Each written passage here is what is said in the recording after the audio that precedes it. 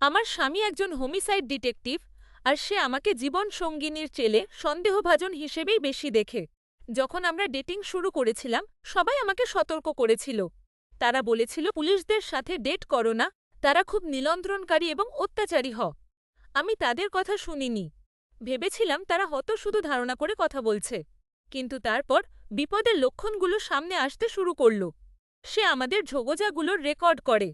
সে বলেছিল এটা ভালো যোগাযোগের জন্য, কিন্তু আমি তার কম্পিউটারে একটি গোপন ফোল্ডার খুঁজে পেয়েছি যেখানে ১ বছর আগের রেকর্ডগুলো ছিল।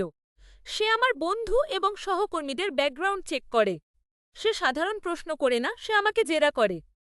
যখন আমি শেষ পর্যন্ত তাকে এই বিষয়ে জিজ্ঞেস করলাম, সে বলল যে তার মস্তিষ্ক এভাবেই কাজ করে। সে বলল সে অনুমানের চেলে যাচাই করতে বেশি পছন্দ করে। তারপর আমরা সন্তান নেওয়ার কথা বলেছিলাম। সে তাদের গালে সব ট্র্যাকার থাকুক।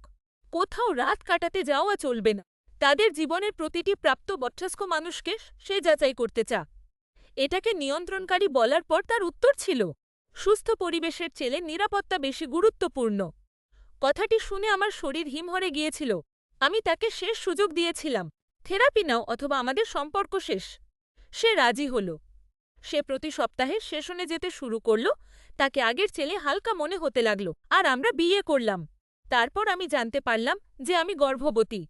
প্রথমে সে খুব খুশি হয়েছিল, কিন্তু এখন যখন বাস্তব জীবন সামনে এলো, সেই ডিটেকটিভ আবার ফিরে এসেছে। সে আতঙ্কিত।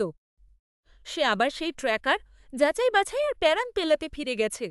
সে এমনকি প্রস্তাব দিল যে আমরা যদি এই নিয়মগুলোতে একমত না হই, তবে হয়তো আমাদের এই সন্তান নেওয়া উচিত আমি তাকে ভালোবাসি আর আমি জানি সে তার কাজে যেসব ভয়াবহতা দেখে তাতে মানসিকভাবে বিপর্যস্ত।